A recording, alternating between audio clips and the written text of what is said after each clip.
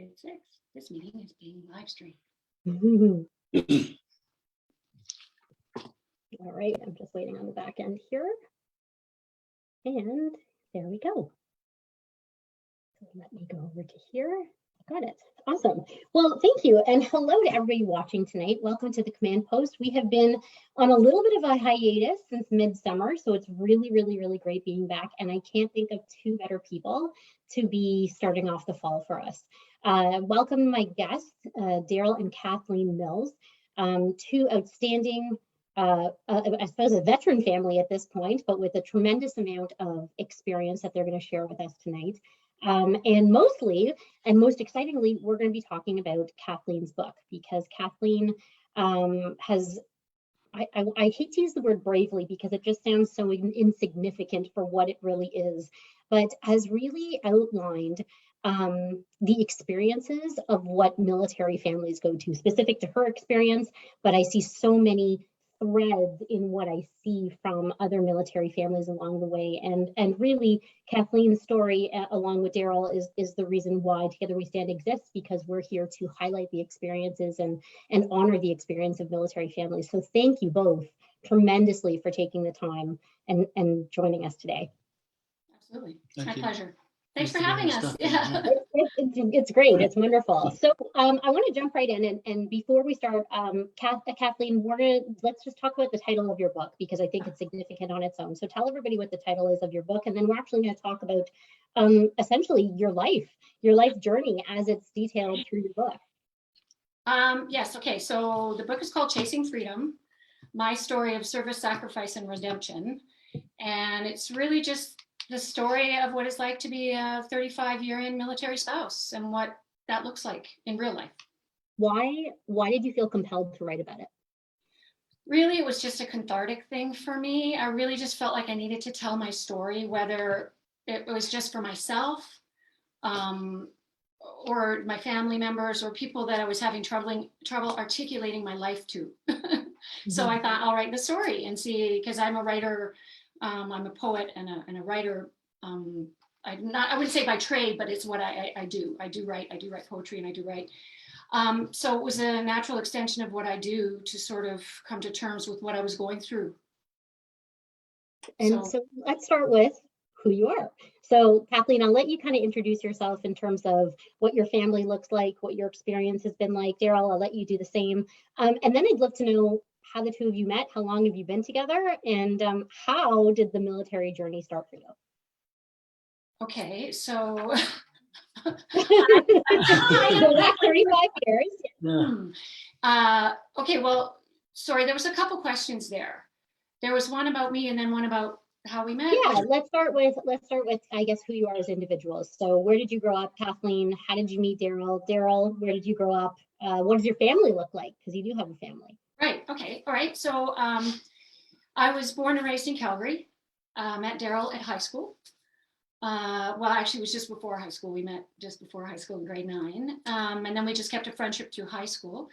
We got married and entered the military. And then the story ensues. And I'm now an certified executive coach. I have a background in leadership. I have a master's in leadership, and I'm an executive coach. And I also help Navy SEALs in the US transition from the military to civilian life. That's where I give back. That's my volunteer life. I have 2 children. Well, we have 2 children, sorry. Lauren is 26 and Josh is 24. Oh my God. And they are living with us right now because of COVID. And we've been married 35 years. And we have a dog named Zeus. And we now live in Cochrane. Hired here in Cochrane after years of service. So really you were married the same amount of time that you were both serving? And I say that you were serving alongside Daryl because your family is a little bit, yeah. So we keep saying that, for the start of, I suppose, regular force service, that's the 35 years. I'm 38 total, but that's the reserve time. I was at university beforehand. Right. So when we first got kind of, living together in Calgary, and then got married shortly after that, and then left Calgary, right? So my story is I'm a military family. My father was serving. I was actually born in Accra, Ghana. My dad was on exchange in the Guinean military. So came back, he was in the Royal Canadian Regiment, came back to Canada, and then kind of lived all across Canada. For me, a seminal moment, or we came to Calgary, I think it was like 75. So I spent grades 5 to 11 in Calgary. So to me, it's kind of like, I do call Calgary home. I mean, that's where we met, right? So it is our home.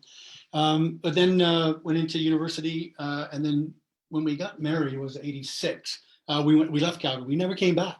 So this is now our return. We keep saying back home after 35 years of being away from here. So it's been great. I've had a great career. We've been about 7 months now into retirement. I'm just kind of looking forward to seeing what's next. As we kind of do the work to maybe close the last chapters, we start thinking about the new one. So super exciting times, that's for Yeah, get a call our own shots. sure.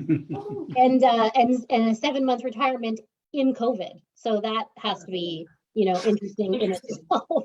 Yeah, I mean, we keep saying our journeys, we started COVID in Florida, right? Then we did an international move in the middle of Florida and then COVID, and we came to Alberta, which is not doing a lot better than Florida. So That's exactly. yeah.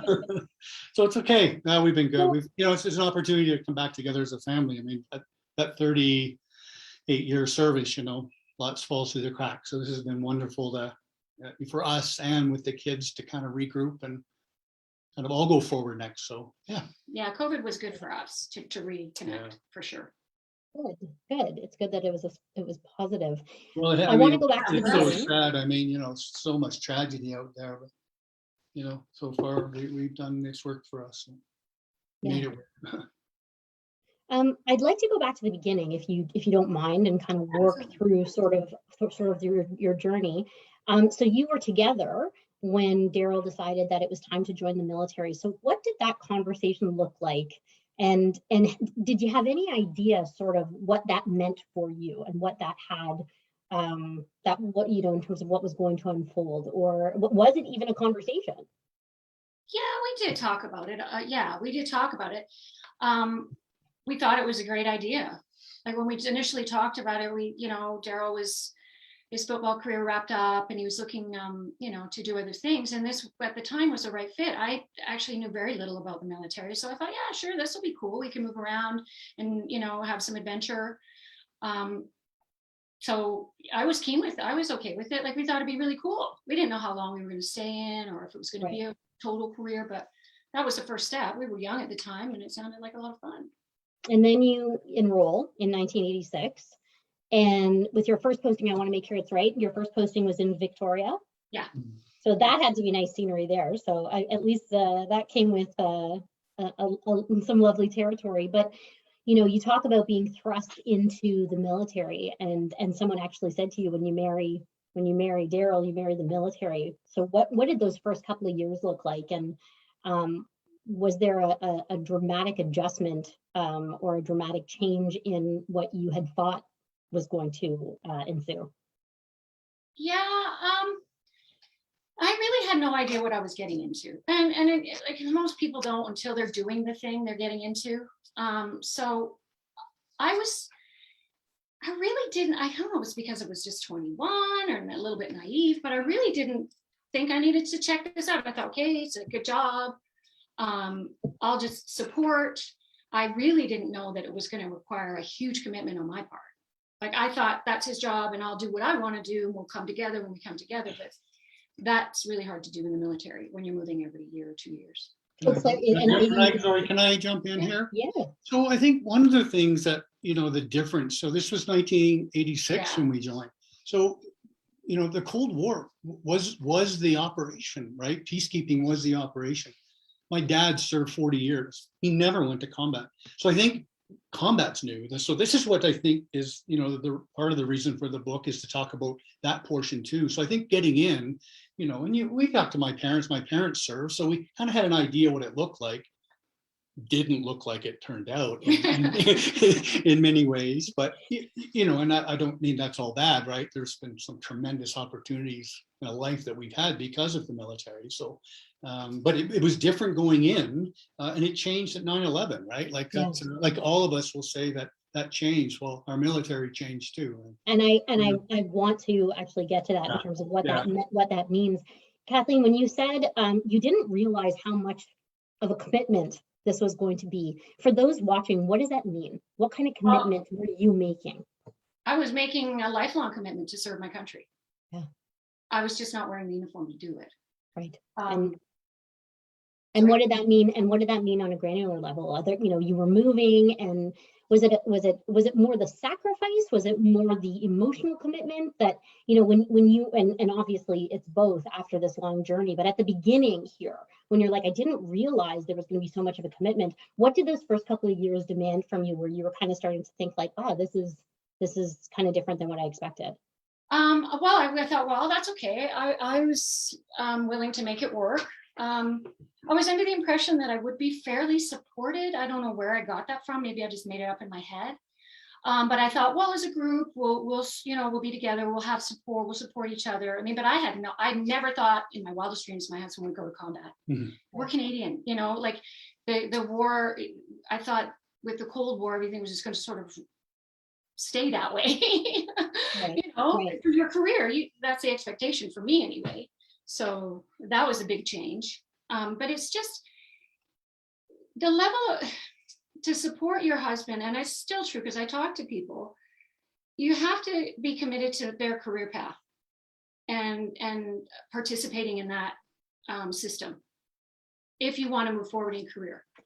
And I was happy to have Daryl move forward in career because it meant, better life, a little more money, whatever. But I didn't realize how much he'd be away too. That was another issue, Right. With constant, like they seem to be training all the time and doing stuff. And, for us to be in families to be involved, their spouses to be involved, there was limited stuff other than the social aspect. And I want to talk about the fact that you transitioned into the Special Forces community, because you do talk about that it was a really tight-knit community and you did feel a little bit more supported in there. Was the time commitment and the amount of time away training, was that as a result of making this sort of next career progression? And when you determined that you wanted to go into the Special Forces part of the Canadian Armed Forces, was that another discussion that the two of you had to have? Like, what did that change mean from Army to Special Forces in terms of what your life was going to look like?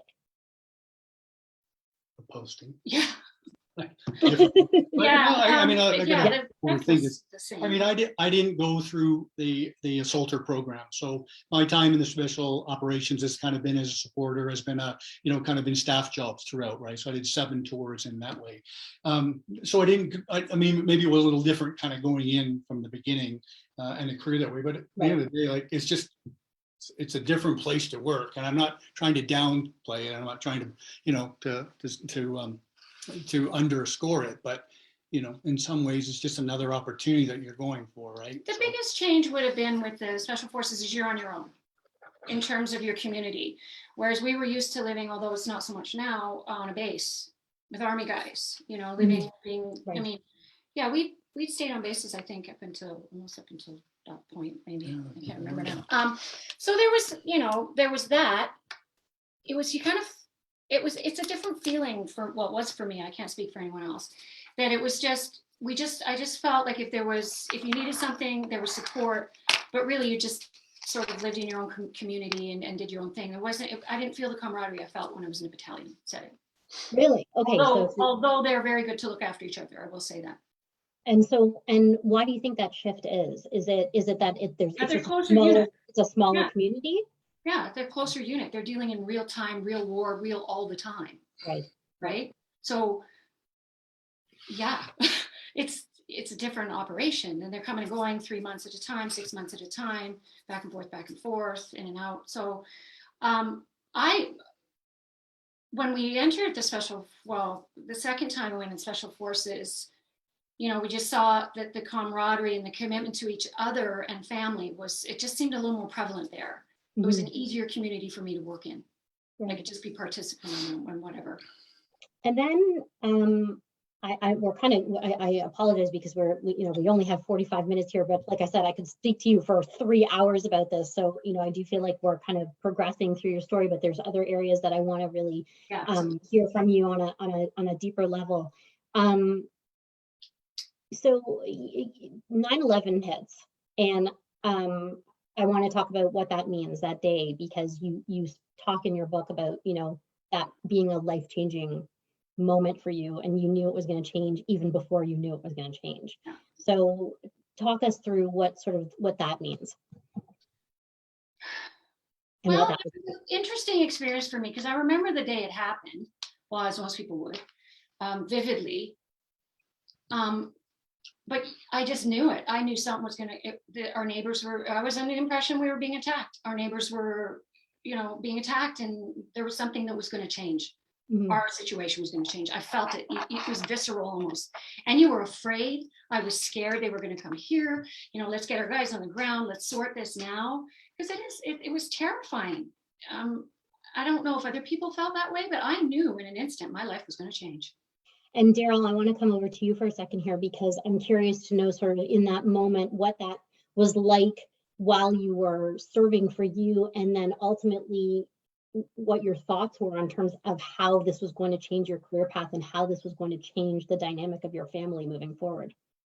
Yeah, I mean, that's a great question. I mean, I think, you know, at 9/11, you know, I think just like most people, you know, it was horrible. I think we didn't know what was next. I think we were somewhat all frozen to what that really meant. I think clearly acknowledged at one point that, you know, our friends or close neighbors had been attacked, you know, so what's the so what to that, right? And, you know, clearly throughout that day, and then I was serving in Through BBC Live, so with that was the, well, I can't remember what it's called, but it was the immediate reaction kind of core for the group for the Canadian Army. So I can't remember when we knew that we were going to be the ones that were first to go over.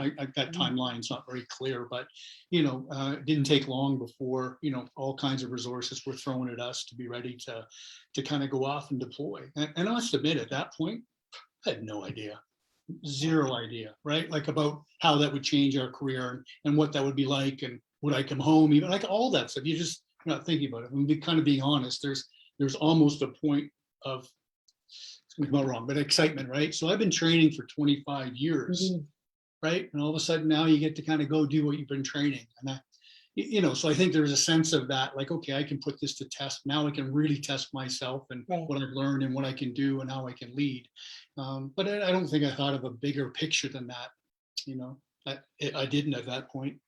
So now you're gone. And remind me again, when you were in Afghanistan, how long were you gone? Because I know there were some, I know in Iraq too, there were some really long deployments. Yeah. I think that first one was 6 or 7 months, 7 months. Yeah, that Roto Zero into Kandahar in 2002.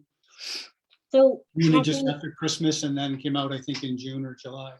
And so Kathleen, in terms of that, you know, you come in being like, we'll never go to combat, we're Canada. And now this happens and you say goodbye, and your husband's serving and you're seeing everything on the news. What is that starting to do for you? Where do you find that resiliency? How do you move on, and how does that start affecting you? And I'm sure you weren't even realizing it was affecting you in that moment, but how does it start? That's a big question. It starts with just, this is my job. The focus is to keep my children safe and sane while dad's in harm's way. That's my goal. And it's always been my goal, because by this time we had little children. So my goal was just to keep moving forward and keep my children on track, and everything else I just put to the back of my mind. I mean, there were instances where it obviously comes to the forefront. When you see TV and whatnot, and they're reporting on stuff. That was very hard initially, because you don't know what to expect. You're not communicating with your spouse at this time. He's on the ground somewhere. You're hoping he's safe. So you just put that stuff away, because if you think about it all the time, it'll make you crazy and you can't function. Right? If you live in that fear all the time, you can't function. At least that was my opinion. So I just put it away, and I thought, well, I'll just, soldier on. And that's what I did. And can I ask, I know Daryl, you said something really, really, really important before we started tonight. And so I'm going to ask the question, even though I understand it's their story. You talked about how right now this is Kathleen's story, and you have your own story to tell, and your kids have their own story to tell. And it's so important that we understand everything from those different lenses. But I'm curious, as a mom at that time, how is this impacting your kids? I'm sure they could tell me what their beliefs were, you know, now that they're grown children, but grown adults. But how do you believe this was impacting your kids at the time, and how were you managing that for them? Well, yeah, we just tried to keep it on the positive and say, you know, when the subject was brought up, Dad's helping people, they don't have the same as we do. We're just trying to help them survive and create great life for themselves in their own country. It was all about Dad's helping. He's helping because our children were very young. Like Josh was in grade 2 and Lauren was in grade 4, I think. So, but well, I didn't know. That was my first experience with combat. I had no idea what I was doing. I was just trying to keep moving forward and keep my kids protected from news or whatever, or people you talking about it in a hard way that maybe they won't understand. So my job at that point was just to protect my children and keep them safe and moving forward as if life was normal. While you were going through all of this and carrying all of that, were you being supported at all by the military community? Were there resources or tools, or did you get any kind of, you talked about it in your book and I really want you to touch on it, but what did that briefing look like in terms of the military preparing the family for what was about to happen? Well, and to be honest, to give them to not to throw the military under the bus, this was new to them too. Yeah. I mean, it was a road to zero, right? Yeah. So Rotation, everything was new. Sorry, yeah. Acronym, sorry. Everything's an acronym, yeah. Yeah. So PCLI, Princess Patricia's Canadian Land for Chairman for that. Well, the briefing was like a non-starter. I mean, I remember going into this gymnasium and the commander came up and said, this is our mission. This is what we're doing. Don't expect communication. It's going to be hard. We don't know what's going to happen. I mean, this is new to us, but your guys are coming. We're going to try and keep them safe and see ya. That was basically it. Yeah. And were there resources available at the time? Because, you know, we know now that there are more resources available to families. But at the time, did you have anything at your availability, or were you kind of on your own for this? I was pretty much on my own for that, but to be honest, I didn't do a lot of research. I didn't feel I needed a lot of support at the time. Okay. There was some small things where they get, you know, the kids together, but it was really just like a coffee thing, like, which I never went to because we were too busy doing other stuff.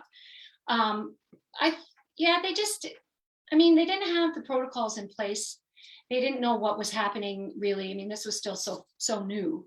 Right. And looking at they were looking after their soldiers. Family was not on their radar at the time, I don't think. And because quite honestly, this was new. It just happened. And things improved after that, definitely. But the first one was a challenge, I'll tell you. Yeah, it was a good 2.5 months before I heard from this guy. So 2.5 months before you heard anything. Yeah, I think so. Yeah, it was good. Yeah, so again, road to zero, no phones, right? So I think at my position, I was able to make a phone call out and the crisis. So I don't know if you'll talk about when we lost the 4 folks in Tarnick Farm, our 4 soldiers, that the horrible kind of friendly fire incident, right? So there were some conversations at home around that. Some folks were allowed to kind of make some calls home just to kind of put some ease on the home front, right? Because it was. Yeah, we know nothing. That came out on the media. Talk about that for a minute. What that was like, where and how that changed, thankfully. But that first experience and what that was like. Well, watching it come on the news was something like I was almost in disbelief. I was like, no, that's not the story I'm watching. I was like, no. And then I thought, and it came again, and I thought, oh my God, what's happened? And why has no one called me? So I picked up the phone because I didn't know what to do with it. Oh my God. And you're kind of frozen because you don't know what's going on. So you're trying not to go down that road of, oh my God, is he still alive? But that's in the back of your mind. You're just trying to keep your head on straight, thinking, okay, we just got to find out what happened. Someone's going to call, so I picked up the phone. I got tired of waiting. And to talk to the commanding officer's wife, and she hadn't even heard yet. So I felt mortified that I actually broke the news to her. But she said, okay, well, and she went about her business trying to find out who had been, who the fallen soldiers were. So we were all in limbo for a good few hours. Well, it's the next day. Yeah. Right? Yeah. Because that was, you said that was like local 10 o'clock at night when the banner flashed across. It was like 9 o'clock. I think and thankfully things changed from then on because they came out with And, Yeah, and, they came and up with so, protocols. so now the protocol was that the news could not be informed until the families were informed, Right. correct? Right. Yeah. But that has got to be, I can't imagine what those several And hours you're nervous. You're very, Yeah. very nervous. felt like. But, And then, let me just share a bit of inside baseball. So we didn't release that. That was a reporter that released that. We told him not to. He promises he wouldn't, and he went ahead and did it. So that part of that was a bit of, again, new information, how you work with embedded reporters, and how you can kind of manage a narrative if you can, especially around injuries and deaths. So yeah, that was really unfortunate. In fact, we didn't even know it got out initially until we started getting calls back from the rear party to say, what the, what's going on? Like, what are you talking about? So then we realized we had a crisis because that information had got out. So we were quick to try and figure, okay, what can we do? But of course, it's chaos on the ground, so you're not getting clear answers. So a real tragedy all around, that's for sure. yeah.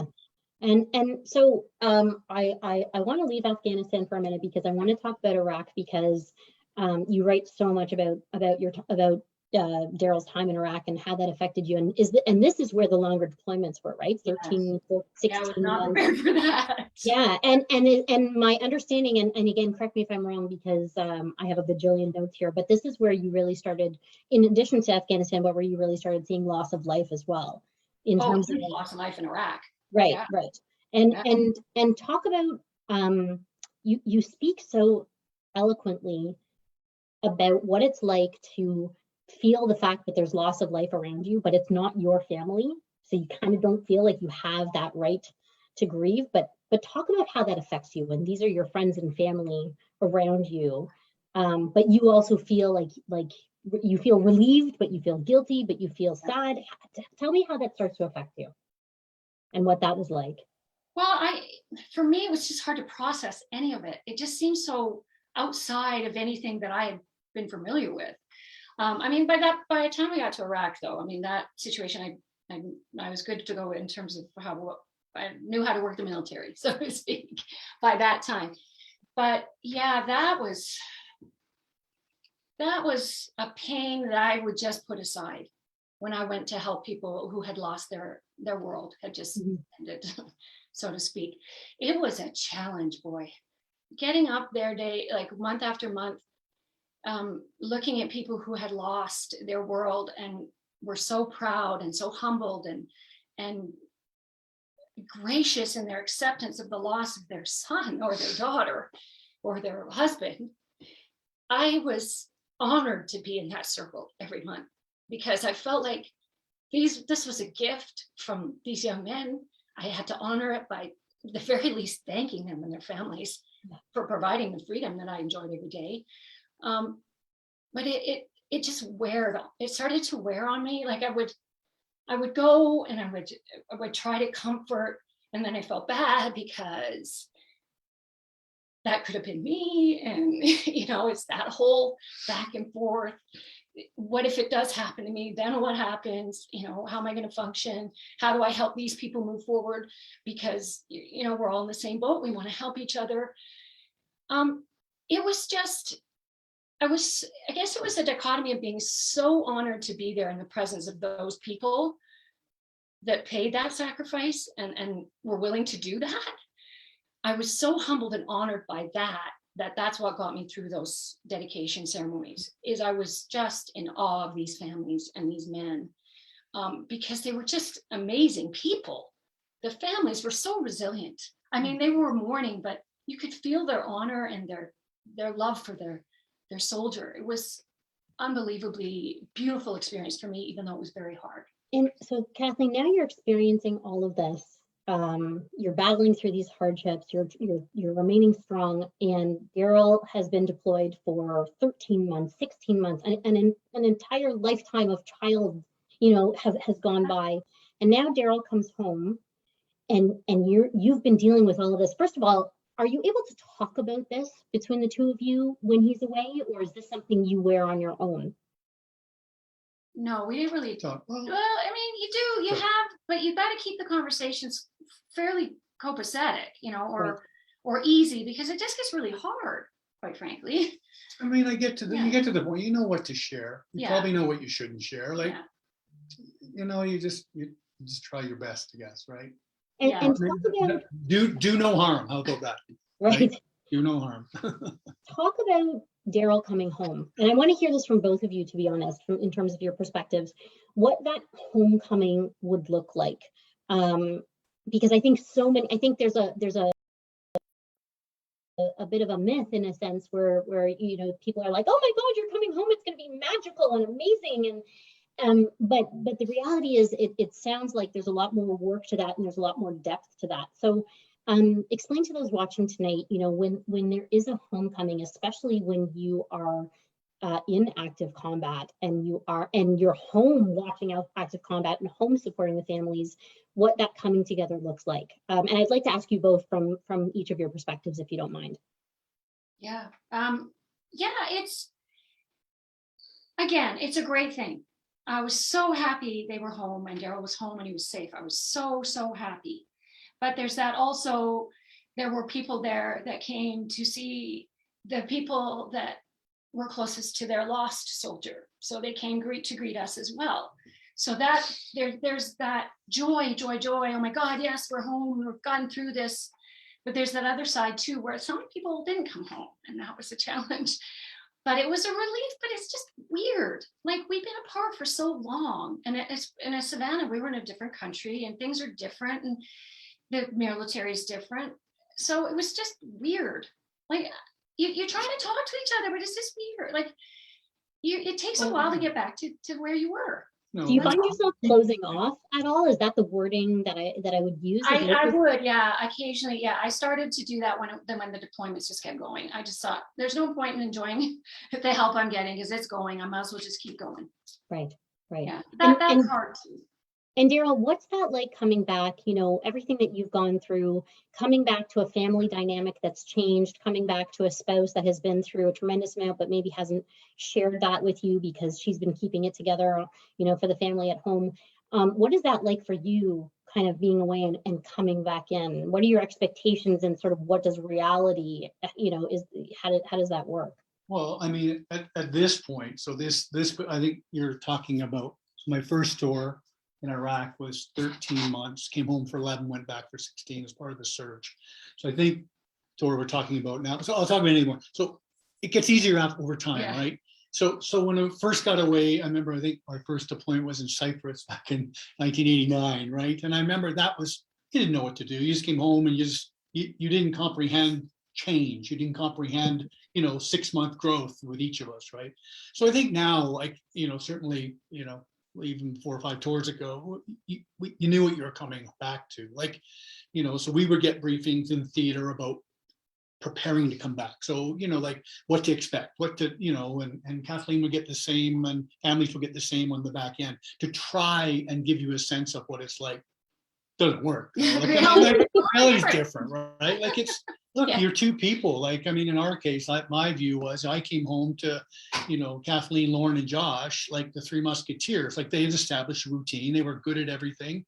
They didn't need the fourth. They didn't need me. No, I didn't feel shut out or left out, but you can see the dynamics. But we needed that dynamic. So I'm grateful that Kathleen did all this.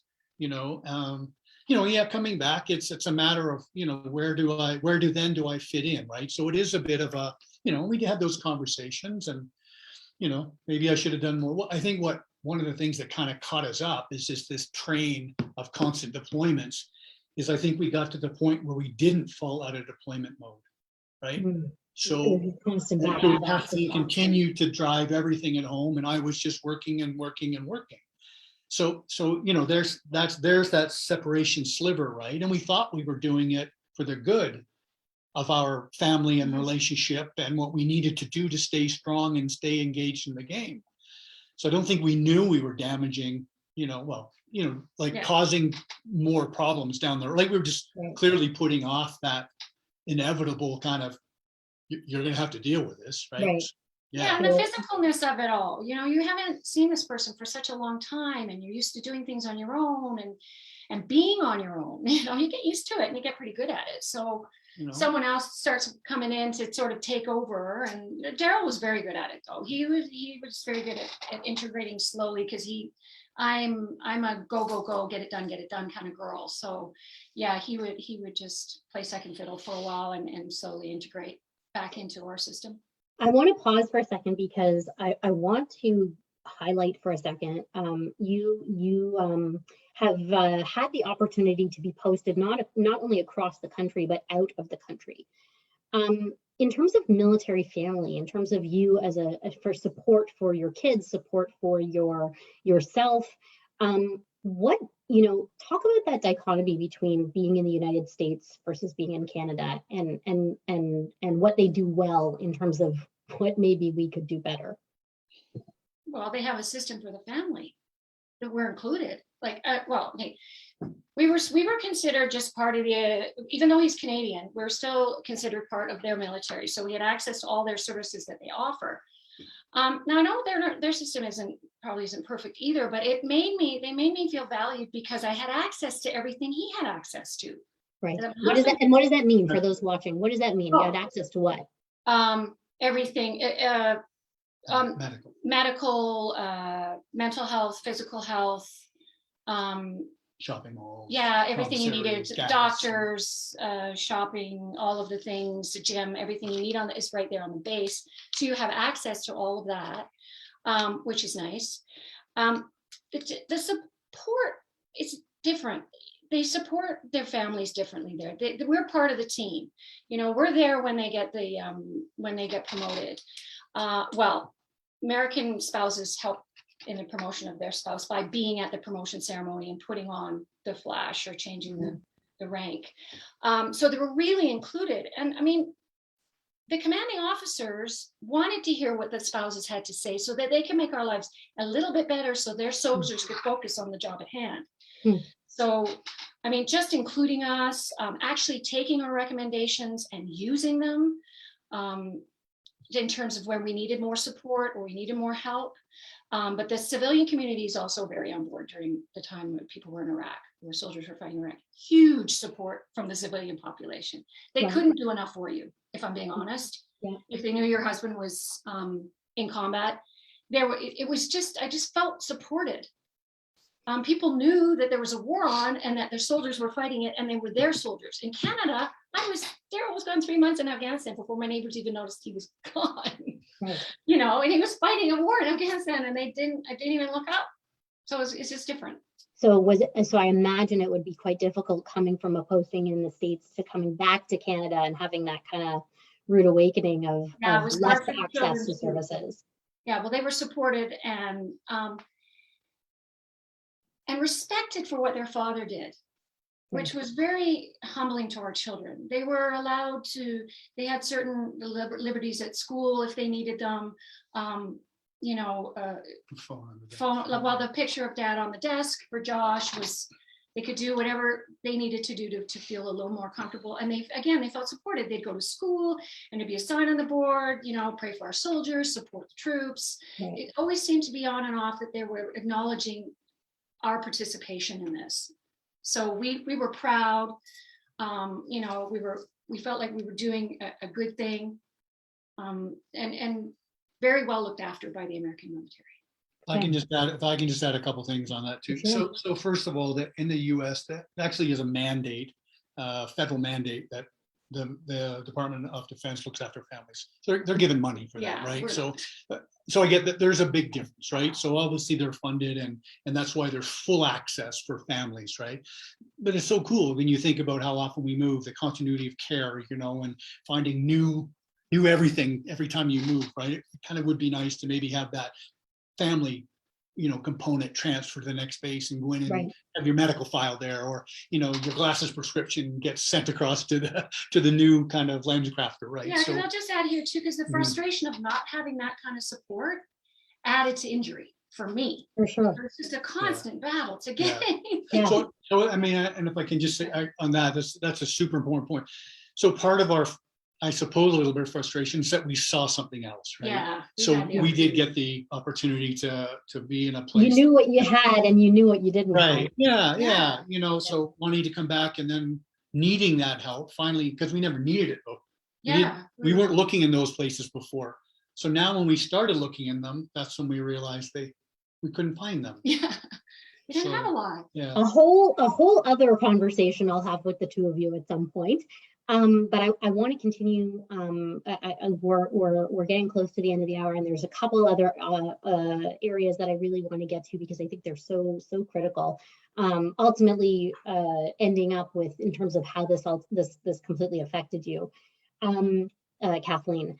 But you do write a chapter that I think is so important and maybe not very well spoken about amongst military families. And you write a chapter about the impact of killing and what it means to a family, and the gravity that can have on a family. So can you speak it to a little bit to that chapter and, Yes. and sort of first of all what you mean by that and kind of just explain to everybody sort of the effects that can have. Well, it wasn't something I really thought about, if I'm being honest, until it was right in front of me when Daryl returned. And I thought, he's okay. And I mean, it's war, people die, right? But I didn't really think about talking about it at first. And then it just hit me one day that I thought, oh my God, my husband's actually taken the life of another human being. And I thought, that doesn't sit well with me for some reason. And it's never discussed. I mean, we don't talk about it as spouses. I've never talked about it with anybody, actually, about what that really looks like. But I remember thinking that it was making me uncomfortable. So I talked to Daryl about it. And our children, we talked to them about it when they were older, obviously, when they were age appropriate, and they wanted to discuss it. But it's just this kind of abstract thing, but it just doesn't make you feel good.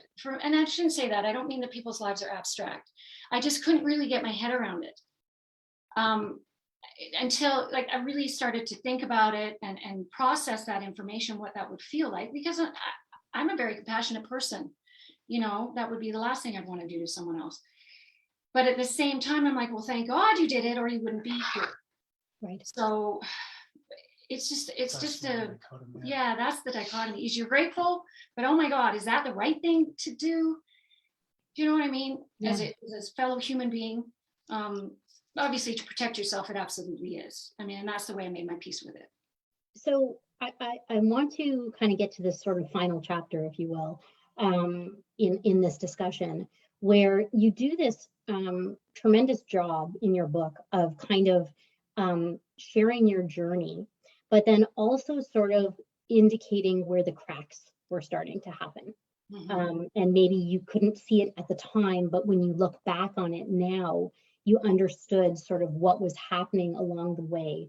I don't want to actually talk, I don't want to say it myself. Tell me about, you know, I don't remember if it was before your final posting in Florida or once you got to Florida and you were experiencing something. And Daryl, I want talk to me about what made you get to this sort of conclusion and what was happening that made you believe that maybe Kathleen ultimately wasn't doing well with all of this. Well, for me, I guess it started in Meaford. Yeah. Right. So I put that in time perspective. So we had just come out of the United States. So those two big long back-to-back deployments. Then a quick year, I think, in Ottawa, and then we went to I went up to the commanding officer at the Central Air Training Center in Meaford. I say that I think because seemed like we were really on our own in some ways up there, right? Like unit to unit to unit. And now we're kind of sitting here.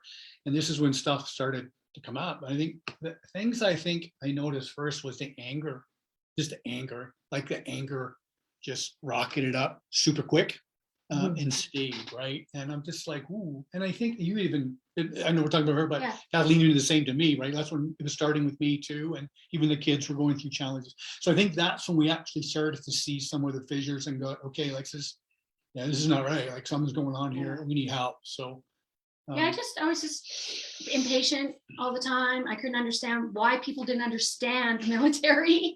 You know, like I was just constantly trying to say that I'm here. I've done the job. It seemed every time I turned around, it was like, did that really happen? Mm-hmm. You know, is that real? Because I've got these feelings that maybe I wasn't maybe I shouldn't be experiencing these feelings, or because I wasn't actually on the ground. I thought I'm overstepping. I'm just the wife. I would say these things to me. I actually said a friend of mine, I said, I'm just a military spouse. She said, oh, no, you're not. You're way more than that.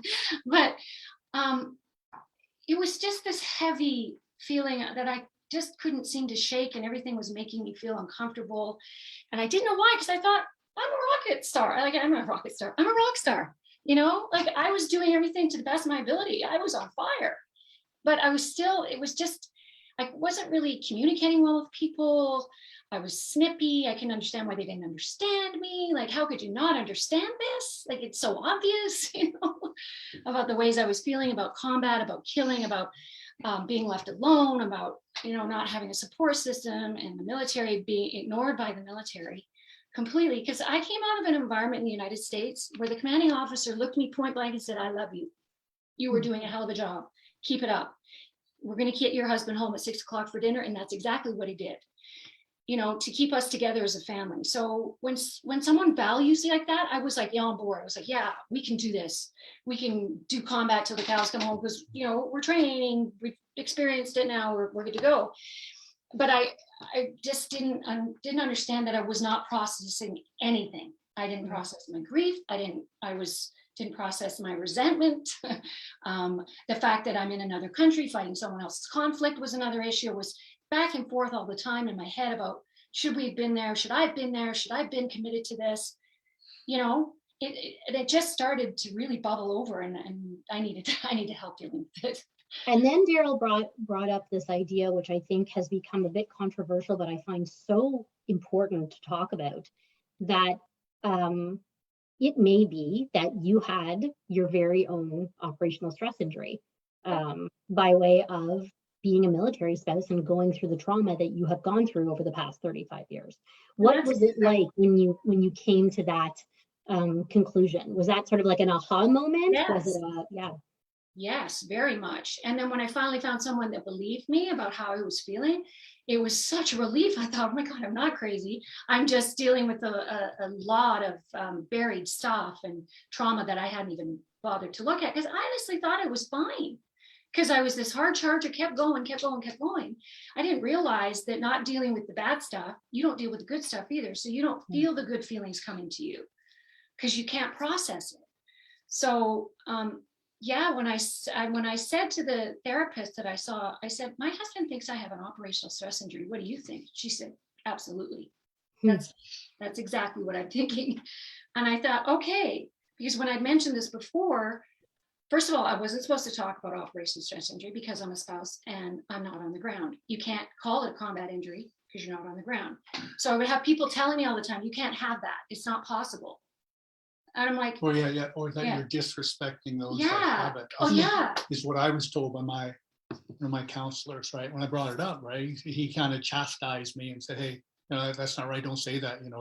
That term is reserved for kind of soldiers on the ground, and kind of cut me back. So I must admit, since that day, kind of set on a mission to go, okay, yeah, that's BS. I'm going to try and help change this, right? And get this word out. Because if you look at the operational stress injuries, there's nowhere in the clinical definition does it say combat, right? Like, look at the end of the day, we're here and Kathleen's telling the story.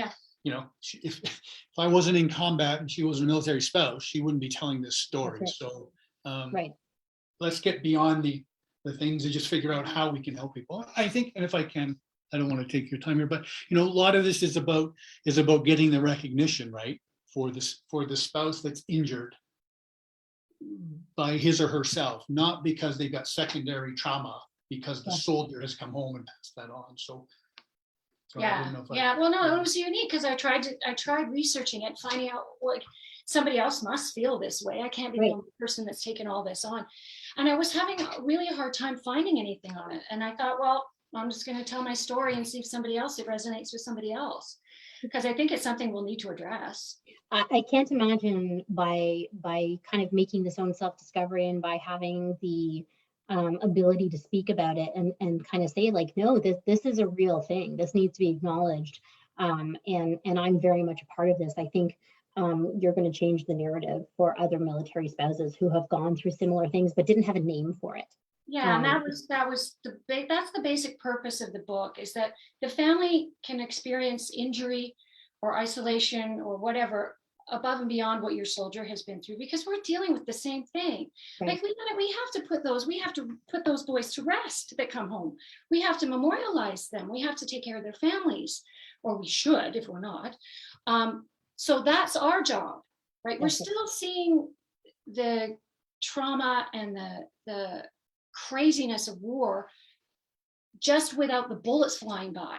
Right. Do you know what I mean? You still, like, I would talk to Daryl and know immediately if something was wrong or not, and it would set me off edge, but I wouldn't ask him about it because I knew if he could tell me, he would tell me, but he didn't want to upset me either. But yeah, I just don't know why no one's talked about this yet. There always I has to can't find information. There always has to be a first person, right? Yeah. And it seems that you're maybe paving that path for others who might have a shared experience. Well, I can't be alone in this. It just doesn't make sense to me that I would be the only one feeling this way. It's just, we don't talk about it. Even as spouses, we didn't talk about it. Yeah, no, and it's an important topic to talk about. So as we come to the top of the hour and before we end up, I'd like to ask you, you've had 35 years under your belt. You've been retired for, actually, before we end, what does 7 months of retirement look like? How are we faring? Aside from the beard, yeah. No, it's been Very nice. It's kind of the next chapter. What does that mean for the two of you? Yeah, so I don't know. Like, we're just doing some education courses right now. That's what I'm doing. I mean, obviously Kathleen's with her book, but Yeah. I don't know yet. Like, I'll do maybe some kind of leadership consulting. I'm kind of doing a coaching course now. But it's been great just to be home. I just feel like a weight has been lifted. Yeah. I mean, I'm not blaming the military. They just were not prepared to deal with, especially someone like me, who's got an edge to start with. And I will protect myself and my family to the end. So I know I would come up against it a lot. Because I would start arguments about things with the Army guys, or the commanding officers about why they're not doing what I think they should be doing. But it's been an experience. I would just like to say to other women that live in a stressful environment to actually take a minute to process their feelings.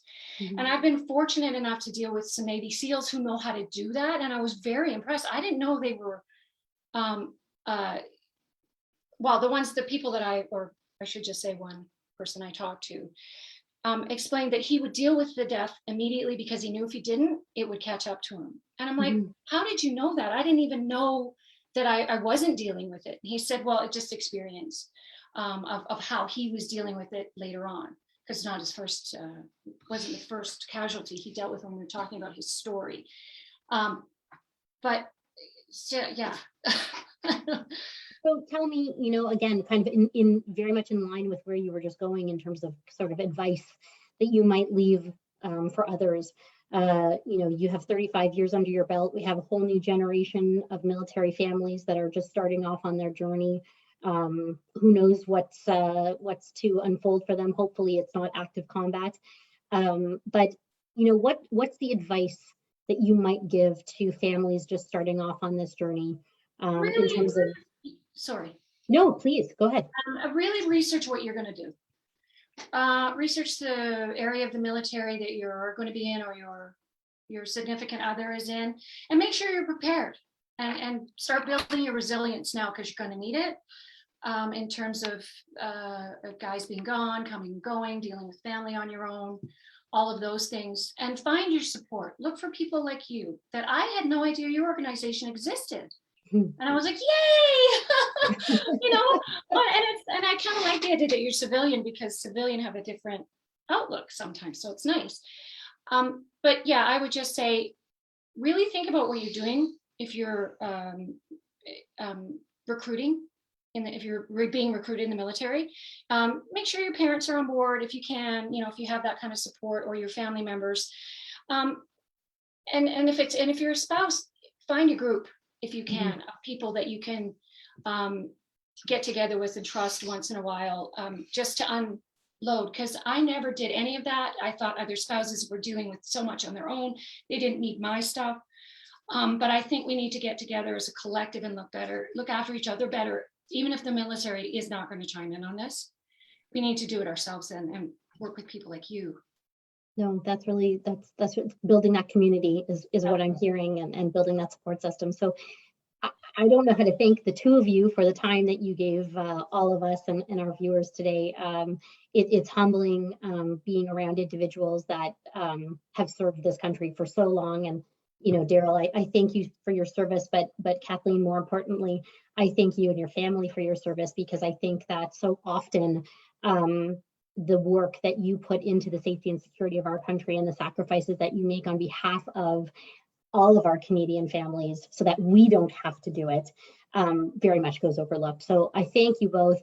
For those watching, watch out for Kathleen's book. We'll get some details posted up, Chasing Freedom, hopefully coming out in the next week or so. Yes. And we will have you both back because, like I said, I have so many more questions. Oh, I'd love to talk more. I can talk